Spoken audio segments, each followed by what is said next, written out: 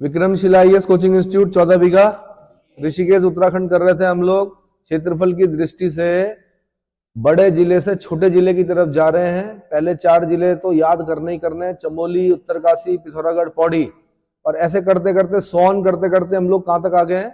बागेश्वर पे। धीरे धीरे हम सबसे छोटे जिले तक जाएंगे। तो आज बागेश्वर के बारे में बता रहा हूं, ठीक है। बागेश्वर, भगवान शिव, बाग वाले ईश्वर, कौन? भगवान शिव की भूमि है बागेश्वर। तो बागेश्वर को उत्तर का वाराणसी बोला जाता है। क्या बोला जाता है? उत्तर का वाराणसी। बागनाथ बोला जाता है। बागनाथ कौन है? वो भी भगवान शिव हैं। व्याघ्रेश्वर बोला जाता है। क्या बोला जाता है? व्याघ्रेश्वर। बागेश्वर को मानस खंड में नीलगिरी कहा गया है। बागेश्वर को मानस खंड में नीलगिरी कहा गया है। बागीश या बागेश्वर या वाणीश्वर को शिव नाभि के रूप में जाना जाता है। शिव की नाभि के रूप में जाना जाता है। भगवान शिव के कारण बागेश्वर को तीर्थराज भी कहा जाता है। क्या बोलते हैं? तीर्थराज। बागेश्वर का पौराणिक नाम जो है वो अग्नि तीर्थ है। फिर यहां से क्वेश्चन बना, बागेश्वर का पौराणिक नाम क्या है? पुराणों में बागेश्वर को किस नाम से अभिहित किया गया है? आंसर अग्नि तीर्थ। एवं बागेश्वर क्षेत्र को दानपुर क्षेत्र भी कहा गया है। दानपुर क्षेत्र किसे कहा जाता है? बागेश्वर को। बागेश्वर में स्थित बागनाथ के मंदिर का जीर्णोद्धार 1602 में चंद राजा लक्ष्मी चंद ने करवाया था। मानस खंड में सरयू को गंगा और गोमती को यमुना कहा गया है। तो सरयू और गोमती के संगम पर है, तो ऐसे ही माना जाता है जैसे गंगा यमुना का संगम, वैसे सरयू गोमती का संगम। तो सरयू को क्या माना गया है? गंगा, और गोमती को क्या माना गया है? यमुना। अभी पढ़ने में इसलिए अटपटा सा लग रहा होगा आपको क्योंकि घूमे तो हो नहीं। बागेश्वर जाओगे, जब संगम देखोगे तब समझ में आएगा आपको कि सरयू क्या है, गोमती क्या है ना। गए हो भाई बागेश्वर? है कैसी जगह है? सुंदर। आपके क्षेत्र से नजदीक पड़ता है? पानी कम होगा उसमें। चलो जी। तो बागेश्वर में सरयू नदी के तट पर 1921 में कुली बेगार प्रथा का अंत हुआ था। आपने सुना होगा यहाँ पे कुछ कुप्रथाएं थी, कुली बेगार, कुली उतार, कुली बर्दाश्त प्रथाएं। तो कुली बेगार का रजिस्टर बहा दिए गए थे 1921 में। कहां पर? कहां पर भाई? सरयू नदी के तट पर कुली बेगार प्रथा का अंत हुआ। कब? 1921। 1968 ईस्वी में बागेश्वर नगर पालिका का गठन किया गया। तो बागेश्वर नगर पालिका का गठन आजादी के बाद 1968 में किया गया। बागेश्वर को 1974 ईस्वी में अलग तहसील बनाया गया। बागेश्वर को अल्मोड़ा से अलग करके 15 सितंबर 1997 ईस्वी में नया जनपद बनाया गया। ये बहन मायावती की देन है। तीन जिले जो हैं बड़े छोटे छोटे जिले हैं। एक हो गया रुद्रप्रयाग, एक हो गया बागेश्वर, एक हो गया चंपावत। ये किसने बनाए थे? इनकी घोषणा जो हुई थी बहन मायावती ने की थी। किसने? बहन जी ने। बहन जी बोलते हैं। तो बागेश्वर को अल्मोड़ा से अलग करके 15 सितंबर 1997 ईस्वी में नया जनपद बनाया गया। अच्छा, बागेश्वर की भौगोलिक स्थिति और प्रशासन के बारे में बता रहा हूं। बागेश्वर जो सरयू और गोमती नदी के संगम पर है। कई बार तो यही क्वेश्चन बनता है कि बागेश्वर किन नदियों के संगम पर है? सरयू और गोमती नदियों के संगम पर है। बागेश्वर के पश्चिम में नीलेश्वर पर्वत है, पूर्व में भीलेश्वर पर्वत है, उत्तर में सूरज कुंड है और दक्षिण में अग्निकुंड है। तो एक क्या करना है आपने? क्रॉस लगाना है ऐसे प्लस का साइन। ईस्ट में लिखना है आपने क्या? भीलेश्वर पर्वत। वेस्ट में लिखना है आपने नीलेश्वर पर्वत। नॉर्थ में लिखना है सूरज कुंड और दक्षिण में लिखना है, साउथ में लिखना है अग्निकुंड। याद हो गया? हाँ जी। भीलेश्वर, नीलेश्वर, सूरज कुंड, अग्निकुंड। भीलेश्वर, नीलेश्वर, सूरज कुंड और अग्निकुंड। बागेश्वर क्षेत्र जिले का जो क्षेत्रफल है वो 2246 वर्ग किलोमीटर है। 2246 किलोमीटर स्क्वायर है। बागेश्वर जिला राज्य का तीसरा सबसे छोटा, मतलब इसके बाद 2 और छोटे जिले हैं। नीचे से अगर हम चलें तो इसके बाद 2 और छोटे जिले हैं। इसका मतलब यानी टोटल कितने डिस्ट्रिक्ट है हमारे? 13 जिले हैं। इसका मतलब इसका 11वां नंबर है। क्षेत्रफल की दृष्टि से क्या नंबर है? 11वां। बागेश्वर राज्य के 4 आंतरिक जिलों में से एक है। मैंने कहा था आपको 4 ही जिले ऐसे हैं हमारे जो आंतरिक जिले हैं। आंतरिक जिले उन्हें कहते हैं जो ना तो किसी अन्य देश के साथ सीमा बनाते हैं, ना कोई हमारे प्रदेशों से सीमा बनाते हैं, यानी बीच में फंसे हुए हैं। जैसे रुद्रप्रयाग हो गया, जैसे बागेश्वर हो गया, जैसे अल्मोड़ा हो गया, और जैसे टिहरी गढ़वाल हो गया। ये ना तो किसी दूसरे राज्य से सीमा बनाते हैं, ना किसी के साथ इंटरनेशनल बॉर्डर बनाते हैं। ठीक है, लैंड लॉक्ड चलो बोल सकते हो, स्थल अवरुद्ध नहीं, ऐसा होता ना, देश के लिए यूज करते हैं स्थल अवरुद्ध देश, जिलों के लिए नहीं करते। चलो, तो 4 आंतरिक जिले कौन कौन से हैं भाई? रुद्रप्रयाग, टिहरी, अल्मोड़ा, बागेश्वर है। रुद्रप्रयाग, टिहरी, अल्मोड़ा, बागेश्वर, RTAB। भिटाऊ जलप्रपात और झीलम झरना जो है वो बागेश्वर जनपद में स्थित है। भिटाऊ जलप्रपात और झीलम झरना जो है वो बागेश्वर जनपद में स्थित है। अब मैं आपको बागेश्वर जनपद में ग्लेशियर, दर्रे, ताल और बुग्याल के बारे में बता रहा हूं। पिंडारी ग्लेशियर राज्य का दूसरा सबसे बड़ा ग्लेशियर है, जो बागेश्वर और चमोली जिले में 30 किलोमीटर लंबा और 400 मीटर चौड़ा है। यहाँ लोहरखेत, द्वाली, फुरकिया होते हुए पहुंचा जाता है। लोहरखेत, द्वाली और फुरकिया होते हुए पिंडारी ग्लेशियर। कौन सी नदी निकलती है यहां से? पिंडर। कहाँ मिलती है? कर्णप्रयाग में। किसके साथ? अलकनंदा के साथ, है ना। कर्णप्रयाग, कर्ण की भूमि। तो पिंडारी ग्लेशियर जाने का अंतिम पड़ाव जो है वो फुरकिया है। पिंडारी ग्लेशियर जाने का अंतिम पड़ाव फुरकिया है। इस हिमानी की खोज का श्रेय मिस्टर मिडेन को जाता है। तो पिंडारी ग्लेशियर की खोज किसने की? मिस्टर मिडेन ने की। पिंडारी नदी पिंडारी हिमनद से निकलती है। पिंडर नदी जो है पिंडारी ग्लेशियर से निकलती है, जिसके आसपास भोजपत्र के वृक्ष देखने को मिलते हैं। भोजपत्र। कफनी और सुखराम ग्लेशियर बागेश्वर जिले में स्थित है। कफनी और सुखराम ग्लेशियर कहाँ है? बागेश्वर जिले में स्थित है। मैक्तोली और सुंदर डूंगी ग्लेशियर बागेश्वर जिले में स्थित है।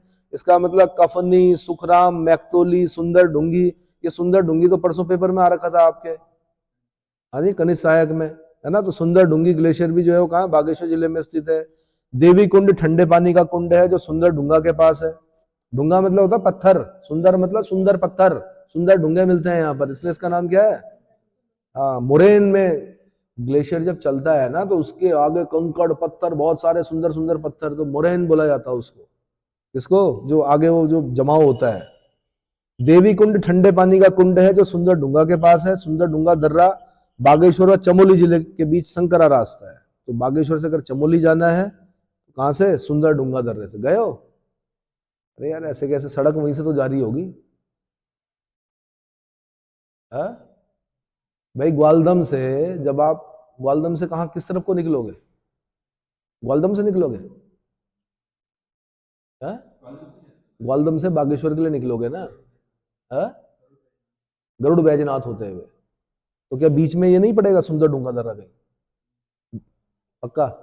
चलो, बागेश्वर के सुंदर डूंगा ग्लेशियर क्षेत्र में दुर्गाकोट चोटी स्थित है। ट्रेल पास दर्रा बागेश्वर और पिथौरागढ़ के बीच है, जिसकी खोज 1830 में कमिश्नर ट्रेल ने की थी। अब ये ट्रेल पास कई बार पूछा गया प्रश्न है भाई। जब हम सुन रहे होते हैं या पढ़ रहे होते हैं, बड़ा नॉर्मल सा लगता है, लेकिन ये तय करेगा कि आप सरकारी नौकरी करोगे या नहीं करोगे। ये मान के चलो, एक एक पॉइंट जो है वो एक, मतलब अपनी पूरी सैलरी निकाल दीजिए आप, जब आप 21 साल में लगेंगे और जब आप रिटायर होंगे 60 साल में, और हो सकता है 65 साल में ना हो, अगर एक्सटेंड करते रहिए एज को तो। और तब उतनी पूरी सैलरी को क्या करो आप? जोड़ो कि मेरा 8वां वेतन आयोग आने वाला है, फिर 9वां वेतन आयोग आएगा, उन सब पैसों को जोड़ो और उसमें भाग दे दो इन पॉइंट्स के, तो आपको पता चलेगा कि एक एक जो आपका पॉइंट है वो कितने लाख का है? 1 लाख का तो कम से कम। कितने का? और कितने की किताब है ये? किताबें कितने की होती हैं? 200, 300, 400 इतने की तो होती है। उसके अंदर आपका पूरा भविष्य है, उसको याद करते हुए चलो। तो मैंने कहा ट्रेल पास किस किस के बीच में है? बागेश्वर से पिथौरागढ़। तो ऐसे याद भी करते हैं कि बाघ को ट्रेन में बिठाया और पिथौरागढ़ ले गए। बाघ को ट्रेन में बिठाया और कहां ले गए? पिथौरागढ़। तो बागेश्वर, ट्रेल और पिथौरागढ़। 1830 में खोज किसने की? कमिश्नर ट्रेल ने की। गौरी उडियार, ये कहां है? बागेश्वर जनपद में स्थित है। उडियार मतलब गुफा, उडियार मतलब जैसे गोरखिया उडियार, सुना है आपने? ये भी क्वेश्चन आया था गोरखिया उडियार पे शायद, है? हाँ, तो गौरी उडियार कहां है? बागेश्वर जनपद में। कफनी बुग्याल एवं मनोहरी बुग्याल, ये दोनों बागेश्वर जनपद में। कफनी बुग्याल और मनोहरी बुग्याल बागेश्वर जनपद में स्थित है। सुरकंडा ताल और हथछीना जलाशय, सुकुंडा ताल और हथछीना जलाशय, ये भी बागेश्वर जनपद में स्थित है। सुकुंडा ताल और हथछीना जलाशय ये भी बागेश्वर जनपद में स्थित है। द्रोणोथल का जंगल सानी उडियार के पास है। द्रोणोथल का जंगल सानी उडियार के पास है। जंगल का नाम क्या है? द्रोणोथल।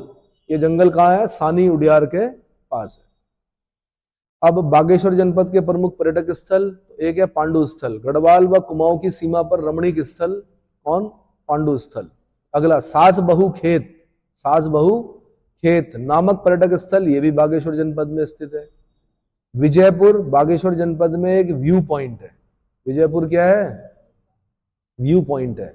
धाकुड़ी नामक पर्यटक स्थल बागेश्वर जिले में स्थित है। धाकुड़ी नामक पर्यटक स्थल बागेश्वर जिले में स्थित है। दोफाड़ वैली बागेश्वर जिले में स्थित है। गए हो? तो हाँ जी, हाँ, तो बागेश्वर के ही कई लोग होंगे, स्थानीय लोग, जो जिनको पता होगा कि दोफाड़ वैली कहाँ है। पूछना पड़ता है दरअसल, उसके लिए क्यूरियोसिटी होनी चाहिए।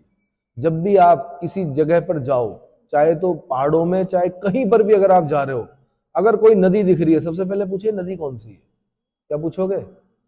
नदी। इससे ये पता चलेगा आपको कि ये किस नदी के तट पर है ये शहर। दूसरा आपने ये पूछना कि यहाँ घूमने के लिए कौन कौन सी जगह है। क्या घूमने के लिए कौन कौन सी जगह है? तो आपको पता चलेगा कि घूमने के लिए स्थल है वो कौन कौन से। जैसे एक बार बरेली गया मैं, बरेली में मैंने पूछा घूमने के लिए कौन सी जगह है? उन्होंने कहा शमशान घाट। मैंने कहा यार कैसी बात कर रहे हो सुबह सुबह? कह रहे हाँ हाँ, घूमने के लिए बहुत सुंदर जगह है कि शमशान घाट। यहाँ गया नहीं मैं, बट वहां कुछ बना रखा उन्होंने, कुछ ऐसा भगवान जाने क्या बना रखा। चलो जी, तो दोफाड़ वैली कहाँ है? बागेश्वर जिले में स्थित है। कहाँ है? अगला भारत का स्विट्जरलैंड कौसानी। भारत का स्विट्जरलैंड कौसानी। बागेश्वर जनपद में कौसानी जो है वो कोसी और गरुड़ नदी के बीच समुद्र तल से 1890 मीटर की ऊंचाई पर स्थित एक पर्यटक स्थल है। इस स्थल का कौशिक मुनि के नाम तपस्थली होने के कारण यहाँ का नाम क्या पड़ा? कौसानी पड़ा। कौशिक मुनि की तपस्थली होने के कारण यहाँ का नाम कौसानी पड़ा। किन नदियों के बीच में है? कोसी और गरुड़ नदी के बीच में। कोसी और गरुड़ नदी के बीच में है। 1890 मीटर की ऊंचाई पर है। तो जो याद करना, 1890 मीटर की ऊंचाई, कोसी और गरुड़ नदी के बीच में, कौशिक मुनि की तपस्थली। कौसानी जो है वो पिंगनाथ पहाड़ी पर बसा हुआ है। फिर पहाड़ी का नाम याद करना है। किस पहाड़ी पर बसा हुआ? पिंगनाथ पहाड़ी पर बसा हुआ है, जिसके संस्थापक हेनरी रैमजे को माना जाता है। राम जी नहीं बोलते थे इसको, कुमाऊं के लोग राम जी बोलते थे, है ना। तो हेनरी रैमजे ने पिंगनाथ पहाड़ी पर कौसानी को बसाया। कौसानी का पुराना नाम बलना था। ये भी उत्तराखंड वालों ने पूछा हुआ, कौसानी का पुराना नाम क्या था? बलना। क्या था? कौसानी को कुमाऊं का गहना भी कहा जाता है। कौसानी को कुमाऊं का गहना भी कहा जाता है। 1929 ईस्वी में महात्मा गांधी ने कौसानी में 12 दिन प्रवास किया। क्या किया? मुझको ऐसा लगता है कि गांधी इरविन पैक्ट हुआ होगा। अब अभी मैं डेट नहीं बता पा रहा हूं यहां पर। गांधी है 5 मार्च 1931। अब क्या होता है कि जब गांधी इरविन पैक्ट होता है तो गांधी जी पर जो सबसे ज्यादा आक्षेप लगते हैं वो गांधी इरविन पैक्ट पे लगते हैं। वो एक काला अध्याय है उनके लिए, क्योंकि उन पर यह आरोप लगाया जाता है कि तुमने भगत सिंह, सुखदेव और राजगुरु की फांसी को माफ नहीं करवाया। तुम चाहते तो माफ करवा सकते थे। इवन इरविन ने भी पूछा था कि गांधी जी आपको कुछ बोलना है। जब गांधी जी ने कुछ नहीं बोला तो इरविन ने पूछा अगर आपको कुछ बोलना है तो बताया जाता कि गांधी जी ने कहा कि नहीं। तो इरविन ने खुद पूछा कि वो जो 3 फांसी दे रहे हैं हम, तो उन्होंने यही कहा था कि भाई उन दोनों ही स्वतंत्रता के लिए, मतलब जो दोनों ही देश के लिए क्या कर रहे हैं, अपने अपने आंदोलन कर रहे हैं, पर उनका मार्ग हिंसक है, मेरा अहिंसक है। मैं उसके बारे में कुछ नहीं कहना चाहूंगा। अंग्रेजों ने भी कह दिया था कि भाई जिन पर हत्याओं के आरोप है उनको तो नहीं छोड़ेंगे। भाई सैंडर्स की हत्या की थी तो हत्या का आरोप, अगर अंग्रेज की हत्या का आरोप है उसको नहीं छोड़ेंगे, बाकी जितने भी पॉलिटिकल कैदी हैं यानी राजनीतिक कैदी जितने भी, उनको छोड़ देंगे। ठीक है। तो कई बार क्या होता है फिर, तब क्या होता है, बातें होती हैं, जनता में आपका ग्राफ क्या होता है, गिरता है। तब कहां जाता है मनुष्य मन की शांति के लिए? हाँ जी, अरे उत्तराखंड आता है भाई। मन की शांति के लिए कहाँ आता है व्यक्ति? उत्तराखंड में आता है, देवभूमि में आता है। संभवतः गांधी जी भी आए होंगे, 12 दिन का प्रवास किया। गांधी जी ने कौसानी में गीता की भूमिका पर अनाशक्ति योग नामक टीका लिखी। क्या लिखी? अनाशक्ति योग। ठीक है, तो उस आश्रम का नाम ही अनाशक्ति आश्रम है, जहां पर गांधी जी रहे होंगे। अनाशक्ति योग श्रीमद् भगवद गीता पर क्या है? गांधी जी द्वारा लिखा गया एक्सप्लेनेशन है, टीका है। यंग इंडिया पुस्तक में एक लेख में गांधी जी ने कौसानी को भारत का स्विट्जरलैंड कहा। गांधी जी ने कहा कि जब इतनी सुंदर जगह यहां पर है तो लोग स्विट्जरलैंड क्यों जाते हैं? तो तब से नाम पड़ गया यहाँ पर, भारत का स्विट्जरलैंड कौन है? कौसानी, है ना। ऐसे हिमाचल प्रदेश में भी एक सुंदर जगह खज्जीवार, जिसको नाम मैंने बताया था आपको, बड़ी सुंदर जगह है। खज्जियार या खज्जीवार करके नाम है। क्या नाम है? हाँ, उसको भी स्विट्जरलैंड बोला जाता है। गांधी जी की जो शिष्या थी सरला बहन, उसने 1941 ईस्वी में कौसानी में लक्ष्मी आश्रम की स्थापना की। फिर क्वेश्चन बना, लक्ष्मी आश्रम की स्थापना कौसानी में किसने की? आंसर सरला बहन ने की। कब की? 1941 में की। कौसानी प्रकृति प्रेमी कवि जो सुमित्रानंदन पंत जी की भी जन्मस्थली है। सुमित्रानंदन पंत की जन्मस्थली है। देखो, ये ध्यान रखना, ये भी भाग्य होता है कि किसका जन्म कहाँ हो रहा है। अगर आप प्रकृति के बीच में जन्मे हो तो आपका प्रकृति के प्रति क्या होगा? अटूट प्रेम होगा। क्या होगा? अगर आपने बचपन से झरने देखे हैं, गाड गदेरे देखे हैं, बड़े सुंदर जंगल देखे हैं, तो आपका जो भाव होंगे वो उस प्रकार के होंगे। और अगर आप क्या बोलते हैं, ट्रैफिक लाइट के नीचे और किसी क्या बोलते हैं उसको, फ्लाईओवर के नीचे अगर पैदा हुए तो आपके भाव अलग होंगे। अरे भाई, कुछ गरीब लोग देखे होंगे आपने इस देश में, फ्लाईओवर के नीचे भी जन्म लेते हैं बच्चे, देखे हैं? वो बच्चे बचपन से ट्रैफिक की क्या सुन रहे हैं? आवाजें सुन रहे हैं, हॉर्न सुन रहे हैं। अब जंगल का बच्चा जब शहर में आएगा तो रोड क्रॉस नहीं कर पाएगा, लेकिन जो फ्लाईओवर के नीचे जो बच्चा पैदा होगा उसको रोड क्रॉस वो 50 बार चला जाएगा ट्रैफिक के बीच में से। नहीं आया समझ में? तो मैंने कहा कवि मन जो आएगा वो कहां से? प्रकृति के प्रति जो उनका कवि मन आया वो कहां से आया? क्योंकि कौसानी जैसी जगह पर पैदा हो। कहां पर? सुमित्रानंदन पंत जी। पंथ वीथिका बोलते हैं इनके जन्मस्थल को। क्या बोलते हैं? पंथ वीथिका। वीथी बोलते हैं गली। वीथी मतलब क्या होता है? हाँ, जहां पर चाणक्य बोलता है कि क्या मुझे मगध की वीथियों में घूमने का अधिकार नहीं है? चाणक्य से पूछा कहां से आ रहे हो? वो बोलता वीथियों से। वीथियों मतलब गलियों से। एक लघु संग्रहालय भी स्थापित किया गया है। सुमित्रानंदन पंत जी की जन्मस्थल जो पंथ वीथिका है, वहां पर लघु संग्रहालय स्थापित किया गया है। प्रसिद्ध लोक संगीतज्ञ गोपीदास कौसानी से प्रभावित थे। किससे? कौसानी से प्रभावित थे। भकोट नामक स्थल कौसानी में है। भकोट नामक स्थल कहां है? आंसर कौसानी में। अब अगला है बैजनाथ, बड़ी इंपॉर्टेंट जगह है। बैजनाथ का प्राचीन नाम वैद्यनाथ था, जो वर्तमान में दानपुर परगने में मल्ला कत्यूर पट्टी में स्थित है। मल्ला कत्यूर पट्टी परगना कौन सा है? दानपुर परगना। बैजनाथ पुरा स्थल के मुख्य 3 भाग हैं, तैलीहाट, बैजनाथ और कोट। जहां गोमती नदी के बाईं ओर तैलीहाट और शीलीहाट नामक 2 गांव स्थित हैं, जिनमें तैलीहाट गांव ही रणचुला हाट कहलाता था। इसमें हाट शब्द का जो मतलब है वो राजधानी से रहा होगा। क्या? किससे? वैसे हाट बाजार को बोलते हैं। क्या बोलते हैं? हाट लगी हुई की आज, पर वहां पर हाट शब्द का जो तात्पर्य हो गया राजधानी। तो रणचुला हाट, तैलीहाट, शीलीहाट। तो तैलीहाट को क्या बोलते हैं? रणचुला हाट। कत्यूरी राजाओं का प्रसिद्ध रणचुला कोट दुर्ग बैजनाथ से कुछ दूरी पर एक पहाड़ी पर स्थित है, जहां रणचुला देवी का मंदिर भी है, जिसे कोट की माई भी कहा जाता है। तो यहां से क्वेश्चन बना हुआ भाई, कोट की माई ये कहां पर है? कहां पर है? बैजनाथ में। कोट की माई कहां है? बैजनाथ में। कत्यूरी राजा के प्रसिद्ध रणचुला कोट दुर्ग बैजनाथ से कुछ दूरी पर पहाड़ी पर स्थित है। रणचुला देवी का मंदिर है। रणचुला देवी को ही क्या बोला था? कोट की माई। कोट मतलब किला, कोट भ्रामरी भी कहते हैं। कोट मतलब किला। जैसे बोलते हैं मामा कोट जा रहे भाई, पहाड़ में बोलते हैं हम कहां जा रहे हैं? मामा कोट। मामा कोट मतलब पहले तो मामा समझ लो, 2 माँ के बराबर कौन होते हैं? माँ 2 बार बोला जाता है।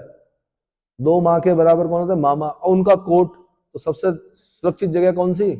मामा कोट, ननिहाल जिसको बोलते हैं ना। अमीरों के फार्म हाउस होते हैं, गरीबों के नानी के घर होते हैं। क्या होते हैं? भाई आप और हम लोग क्या है, मध्यम निम्न मध्यम वर्ग के लोग हैं, हम लोग कहाँ जाते हैं? नानी के घर जाते हैं। सबसे अच्छा कहाँ लगता है? छुट्टियां मनाने कहाँ जाते हैं भाई? ननिहाल तो जाते हैं, मामा कोट। हाँ जी, अच्छा आप रोज जाते हैं, चलो बढ़िया है। तो सबसे सुरक्षित स्थान है वो। अगला, बागेश्वर के प्रसिद्ध मंदिर कौन कौन सी है? कमेड़ी देवी का मंदिर बागेश्वर में है। कमेड़ी देवी का मंदिर कहाँ है? बागेश्वर। कोट भ्रामरी देवी का मंदिर बागेश्वर में है, जो कत्यूरियों की अधिष्ठात्री देवी थी। जैसे टीरी के राजाओं की अधिष्ठात्री देवी राज राजेश्वरी, वैसे ही कत्यूरी राजाओं की अधिष्ठात्री देवी कौन? कोट भ्रामरी। कत्यूरी ही केंतुरा हुए आगे चलकर, क्या हुए? केंतुरा, कत्यूरी। भद्रकाली मंदिर, धौलीनाग मंदिर और हरु मंदिर, ये भी बागेश्वर जनपद में है। कुकुड़माई का मंदिर, ये भी बागेश्वर जनपद में है, कुकुड़माई का मंदिर। अगला, पिनाकेश्वर महादेव, कौसानी के समीप है। पिनाकेश्वर मंदिर कौसानी के समीप है। केरला स्टोरी, केरला स्टोरी में आपने देखा होगा कि किस प्रकार से धर्म परिवर्तन कराया जाता है। यही बोला था कि आपके बहुत सारे देवी देवता हैं। अरे भाई, देवी देवता हैं, अब क्या करें? अपनी अपनी श्रद्धा है, अपने अपने हिसाब से। अब पहले मुझे सुनो, पहाड़ में क्या होता है, बच्चों के भी अपने देवता होते हैं, ये पता है? स्कूल से जस्ट बगल में पहाड़, छोटा सा पहाड़ खोदकर 4 पत्थर रखकर वहां पर क्या करते हैं, वहां पूरे साल भर फूल नहीं चढ़ते, लेकिन जिस दिन एग्जाम होता है उस दिन फूल भी चढ़ते हैं, वहां पैसे भी डाले हुए रहते हैं। मतलब हम लोगों ने अपने आंखों से देखा है। तो भाई पूछा हम कि ये क्या है, ये तो पता चला ये विद्या के, मतलब ये पास कराने वाले देवता है। क्या है? अगर आप यहाँ फूल चढ़ाएंगे, पूजा करेंगे और हाथ जोड़ के जाएंगे तो क्या आप पास होंगे। तो ये अपनी अपनी मान्यताएं हैं। पास वैसे पढ़ के ही होता है, लेकिन मैंने कहा एक विश्वास होता है अंदर से कि आज मैंने फूल चढ़ा दिए, आज के पेपर में तो मैं पास हो ही जाऊं। और कई बार सृष्टि षड्यंत्र भी करती है, बगल वाला बता देता है काफी कुछ। और कई बार ऐसा होता है कि फूल नहीं चढ़ा है, उस दिन फ्लाइंग आ जाएगी और खड़ी रहेगी वो वहां पर, है ना, आपको पूछने नहीं देगी, फेल हो जाओगे। हाँ, कुछ बता रहे थे आप, बोलिए।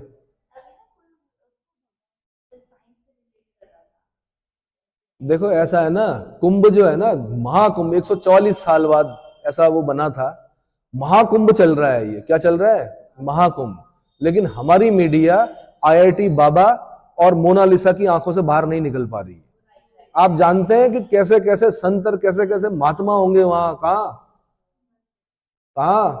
उस महाकुंभ में।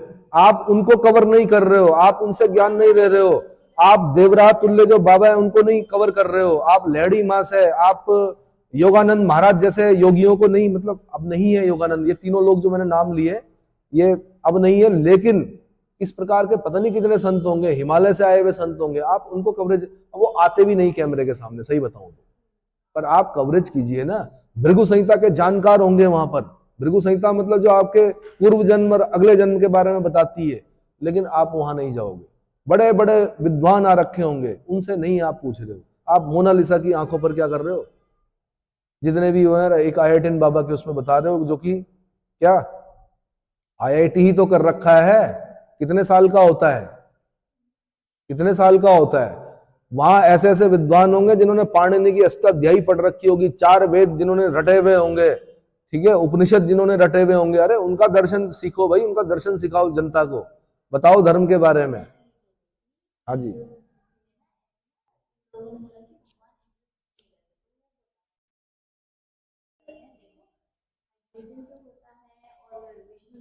हम्म,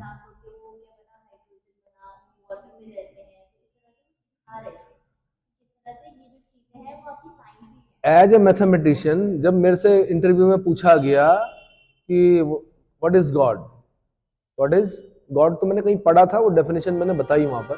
मैंने कहा God is a circle whose centre is everywhere but circumference nowhere. God क्या है?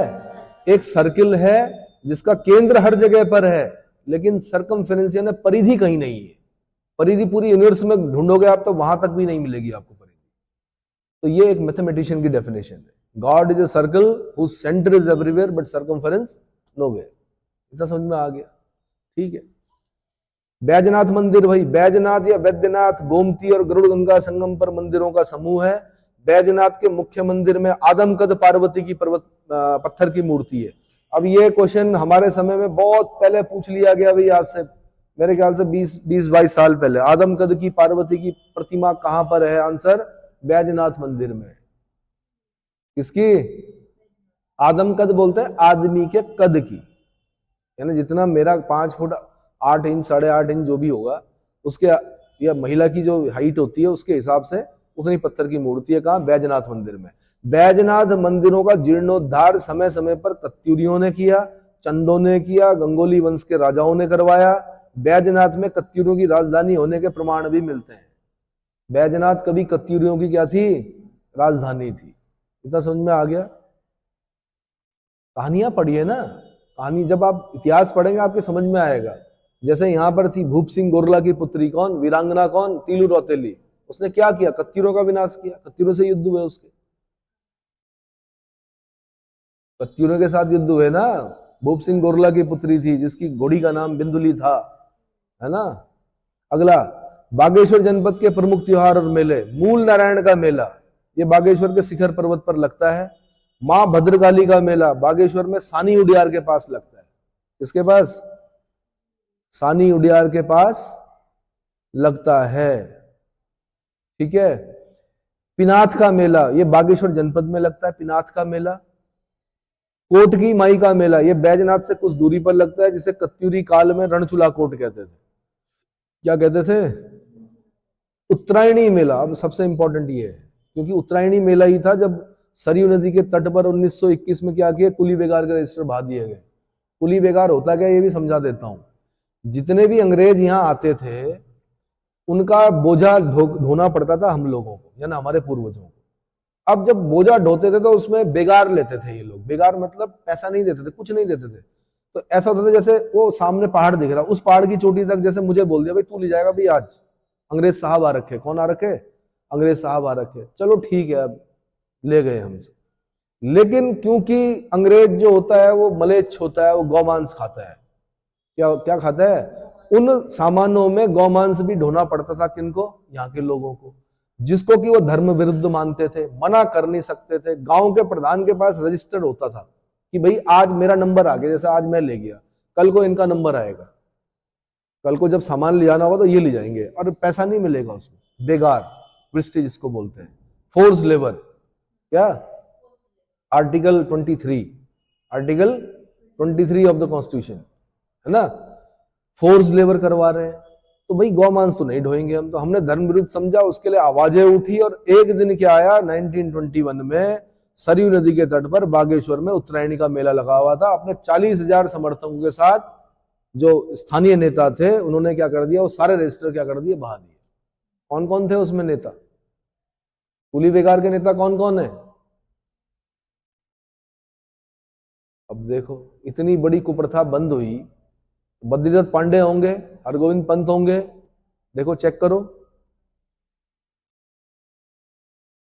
तो उत्तरायणी मेला बागेश्वर में मकर संक्रांति के अवसर पर गोमती, सरयू और अदृश्य सरस्वती नदी के तट पर लगता है। प्राचीन समय में उत्तरायणी मेले को 9 लाख की उत्तरायणी कहा जाता था, और उत्तरायणी मेला कुमाऊं क्षेत्र का सबसे बड़ा मेला था। कुमाऊं क्षेत्र का सबसे बड़ा मेला उत्तरायणी का मेला। 1929 में गांधी जी ने उत्तरायणी के अवसर पर स्वराज मंदिर भूमि का शिलान्यास किया था। किस मंदिर का?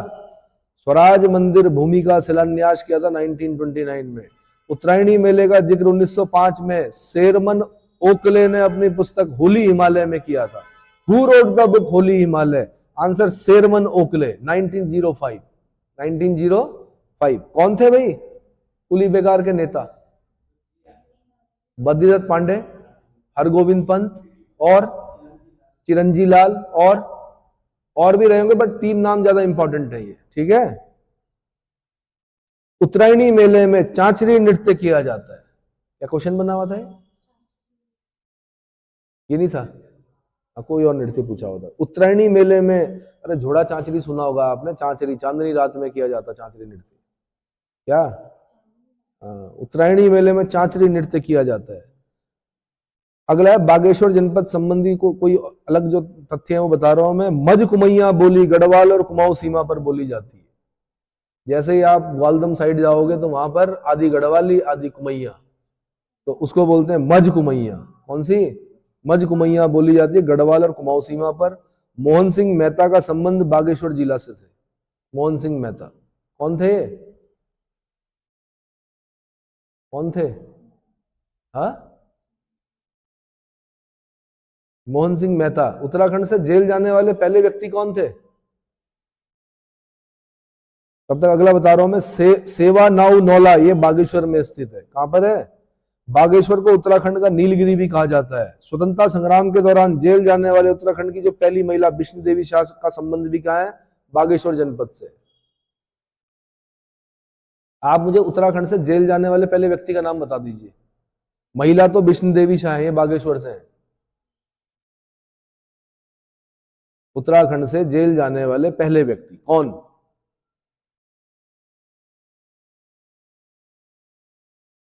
मेहरुड़ी कस्तूरी मृग अनुसंधान केंद्र की स्थापना 1977 में बागेश्वर में हुई थी।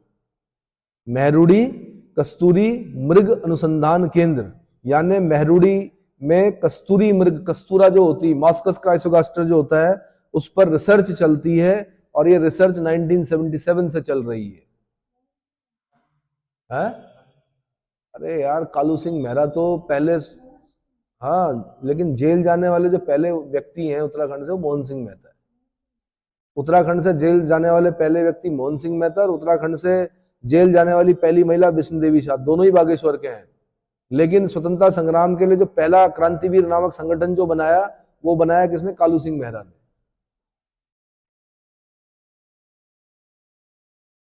हाँ भाई, मोहन सिंह मेहता ही है। ठीक, जैसे मेहरुड़ी है ना, ऐसे ही हमारे उधर आप चमोली में जाएंगे, कांचुला खर्क है। क्या है? कस्तूरी मृग प्रजनन एवं, यहां पर प्रजनन कराया जाता है कस्तूरी मृग का। कहां पर? कांचुला खर्क। हाँ जी, कांचुला खर्क सुना है। कस्तूरी मृग प्रजनन और संरक्षण केंद्र जो है वो कहां पर है? कांचुला खर्क में है। लेकिन कस्तूरी मृग अनुसंधान केंद्र कहां पर है? वो मेहरुड़ी में है, बागेश्वर में, 1977। इतना क्लियर हो गया? अब क्वेश्चन कैसे कैसे बने। एक बार पूछा धौलीनाग मंदिर किस जनपद में है? कौन सा? धौलीनाग मंदिर किस जनपद में? तो बागेश्वर में है। किस जनपद में अनाशक्ति आश्रम स्थित है? आंसर फिर दोबारा बागेश्वर में है। सुंदर डूंगा ग्लेशियर किस जनपद में है? बागेश्वर में है। कपकोट तहसील किस जनपद में पड़ती है? आंसर बागेश्वर में पड़ती है। कुली बेगार आंदोलन शुरू हुआ? आंसर बागेश्वर में, सरयू नदी के तट पर, 1921, है ना। 40,000 समर्थकों के साथ बद्रीदत्त पांडे, हरगोविंद पंत और चिरंजी लाल ने रजिस्टर बहा दिए वो। ठीक। कफनी ग्लेशियर किस जनपद में? बागेश्वर। बैजनाथ का प्राचीन नाम क्या है? वैद्यनाथ। ठीक है। बागेश्वर किस नदी के तट पर है? सरयू और गोमती नदी के संगम तट पर है। 1929 में महात्मा गांधी ने किस स्थान पर अनाशक्ति योग के अनुवाद का कार्य पूर्ण किया था? आंसर कौसानी में, है ना। भारत का स्विट्जरलैंड कौसानी। अनाशक्ति आश्रम भी है गांधी जी का यहाँ पे। तो इस प्रकार के प्रश्न बनने हैं। जब आप इतना पढ़ोगे तो ये मान के चलना एक क्वेश्चन आपको मिल सकता है उत्तराखंड। क्लियर हो गया? ठीक है। अगला जो जिला होगा वो मैं अगले लेक्चर में बताऊंगा।